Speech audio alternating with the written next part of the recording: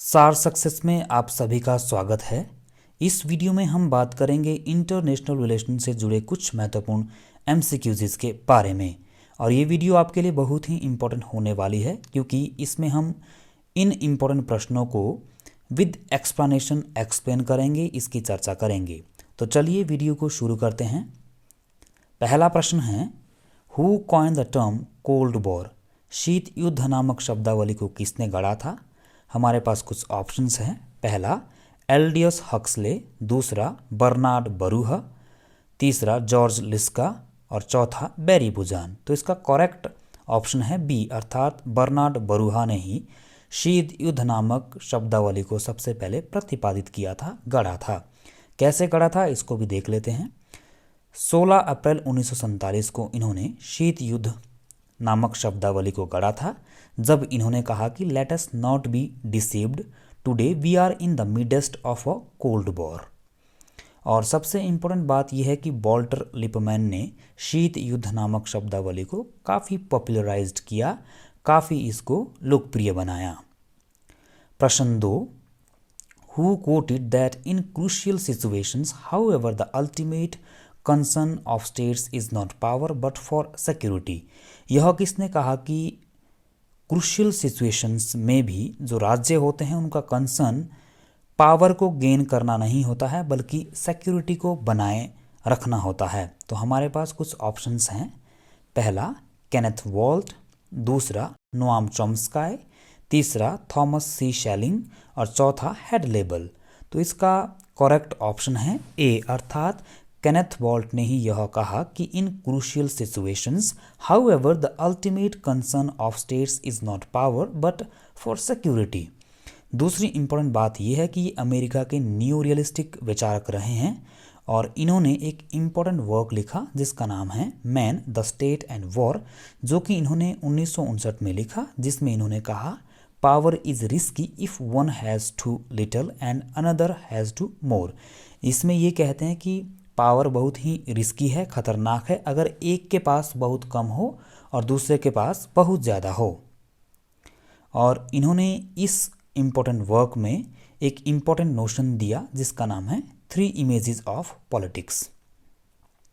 Question number 3, choose incorrect. आपको असंगत इसमें छांटना है।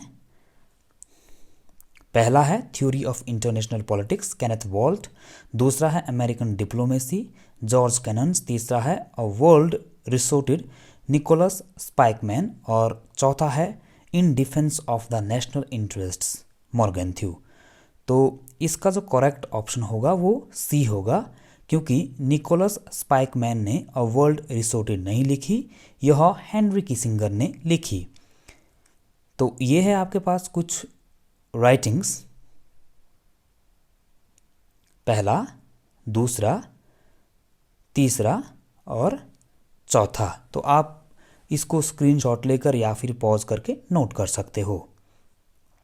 Question number 4, who coined the term new colonialism? नव उपनिवेशवाद नामक शब्दावली को किसने गढ़ा? तो हमारे पास कुछ ऑप्शंस हैं। पहला क्वामे क्रुमाहा, बी अर्नेस्ट गैलनर, सी हेनरी किसिंगर, डी सामिर आमिन। तो इसका जो करेक्ट ऑप्शन होगा ए, अर्थात क्वामे एन क्रुमाहा ने न्यू कॉलोनियलिज्म नामक शब्दावली को गढ़ा था। कैसे, इसको भी थोड़ा सा एक्सप्लेन कर लेते हैं। इन्होंने एक इम्पॉर्टेंट वर्क लिखा जिसका नाम है new colonialism the last stage of imperialism, जो कि इन्होंने 1965 में लिखा। और इसी महत्वपूर्ण कृति में इन्होंने न्यू कॉलोनियलिज्म नामक शब्दावली को गढ़ा। और इम्पोर्टेंट बात यह है कि ये घाना के पॉलिटिशियन रहे हैं, रेवोल्यूशनरी रहे हैं और घाना के फर्स्ट प्राइम मिनिस्टर रहे हैं। और इनके कुछ इम्पोर्टेंट वर्क्स रहे हैं, जैसे Africa must unite, African socialism revisited और dark days in Ghana, consciencism, philosophy and ideology for decolonisation और class struggle in Africa, I speak of freedom and last but not least revolutionary path. तो इन important writings को भी आप note कर सकते हो। Question number 5, who considered USA as a rogue super power? किसने अमेरिका को रग सुपर पावर के रूप में माना? तो हमारे पास कुछ ऑप्शंस हैं। पहला सुसेन स्ट्रेंज, दूसरा बैरी बुजान, तीसरा रॉबर्ट कॉक्स और चौथा नोआम चॉम्स्की। तो इसका करेक्ट ऑप्शन डी होगा, क्योंकि नोआम चॉम्स्की ने ही अमेरिका को रग सुपर पावर के रूप में देखा। नोआम चॉम्स्की अमेरिका के लिंग्विस्टिक रहे हैं, फिलोसोफर, हिस्टोरियन और पॉलिटिकल एक्टिविस्ट्स रहे हैं, और इनको कभी कभार the father of modern linguistics भी कहा जाता है। इन्होंने एक इम्पोर्टेंट वर्क लिखा जिसका नाम है रग state the rule of force in world affairs, जिसमें इन्होंने अमेरिका को रग सुपर पावर के रूप में व्याख्यात किया। और एक और इम्पोर्टेंट बात यहाँ पर यह है कि 9/11 की जो घटना अमेरिका में हुई थी, उसके बाद इन्होंने अमेरिकन फॉरेन पॉलिसी की काफ़ी आलोचना की थी। प्रश्न 6, who coined the term international law firstly? सबसे पहले इंटरनेशनल लॉ नामक शब्दावली को किसने गढ़ा था? हमारे पास कुछ ऑप्शंस हैं। पहला Francisco de Vitoria, B Jeremy Bentham, C Alberico Gentili और डी ह्यूगो ग्रोशियस। तो इसका करेक्ट ऑप्शन है बी, अर्थात जेरेमी बेंथम ने ही पहली बार इंटरनेशनल लॉ नामक शब्दावली को गढ़ा था। कैसे, इसको भी थोड़ा सा विस्तार पूर्वक जान लेते हैं। इन्होंने ही इंटरनेशनल लॉज को पहली बार गढ़ा था, और पेनोप्टिकॉन नामक शब्दावली को भी इन्होंने गढ़ा, जो कि जेल रिफॉर्म्स और प्रिजन सिस्टम से जुड़ा है। वहीं ये ब्रिटिश फिलोसोफर रहे हैं और यूटिलिटेरियनिज्म के फाउंडर रहे हैं। वहीं इन्होंने हेडोनिज्म का कॉन्सेप्ट भी गढ़ा, जिसके अंतर्गत इन्होंने एक इम्पॉर्टेंट कोटेशन दी जो कि हर पॉलिटिकल साइंस के स्टूडेंट को आती है, जिसमें इन्होंने कहा greatest happiness of the greatest number. और इम्पोर्टेंट बात यह है कि फ्रांसिस्को डी विटोरिया एंड अल्वेरिको जेनेटिली दोनों को ही पब्लिक इंटरनेशनल लॉ के फाउंडिंग फादर जाना जाता है। वहीं ह्यूगो ग्रोशियस को फादर ऑफ इंटरनेशनल लॉज के रूप में जाना जाता है। Question number 7, who wrote world society? World society नामक रचना किसने लिखी? हमारे पास पहला ऑप्शन है जॉन बूटन, दूसरा जोसेफ नाई, तीसरा रॉबर्ट कोहेन और चौथा माइकल डॉयल। तो इसका करेक्ट ऑप्शन है ए, अर्थात जॉन बूटन ने ही वर्ल्ड सोसाइटी लिखी, और यह राइटिंग इन्होंने 1972 में लिखी। ये ऑस्ट्रेलिया के ऑथर, डिप्लोमेट एंड एकेडमिशियन रहे हैं। और सबसे इम्पोर्टेंट बात यह है कि इन्होंने cobweb model of IR दिया, और इन्होंने ह्यूमन नीड्स थ्योरी भी दी। और आप स्क्रीन पर कॉब वेब मॉडल देख भी सकते हैं। बेसिकली यह मॉडल इंटरनेशनल रिलेशन में यह बात करता है कि अगर हमें अंतर्राष्ट्रीय राजनीति को समझना है तो हमें कॉब वेब मॉडल अपनाना होगा, क्योंकि जितने भी देश हैं या फिर राज्य हैं वे एक दूसरे के साथ सहयोग करते हैं, अंतर्निर्भर हैं और आर्थिक, सामाजिक, सांस्कृतिक, सामरिक रूप से एक दूसरे के ऊपर अंतर्निर्भर हैं और सहयोग करते हैं। इसीलिए हमें अंतर्राष्ट्रीय राजनीति को कॉब वेब मॉडल को अपनाना होगा। इनकी कुछ इंपॉर्टेंट राइटिंग्स रही है, जैसे इंटरनेशनल रिलेशन और general theory 1965, world society 1972, international politic 1974, conflict human needs theory 1993। Question number 8, who gave the notion of soft power? Soft power नामक जो धारणा है वो किसने दी? तो हमारे पास कुछ ऑप्शंस अवेलेबल हैं। पहला जॉन मर्शाइमर, दूसरा हंस मॉर्गेंथ्यू, तीसरा जॉन बूटन और चौथा जोसेफ नाई। तो इसका करेक्ट आंसर होगा डी, अर्थात जोसेफ नाई ने ही सॉफ्ट पावर नामक शब्दावली को गढ़ा, जो कि बेस्ड है कॉपरेशन पर, ना कि कोर्जन पर। और एक इम्पोर्टेंट बात हमें याद रखनी है कि हार्ड पावर आधारित है कैरेट्स एंड स्टिक मॉडल पर, जो कि रियलिज्म का है।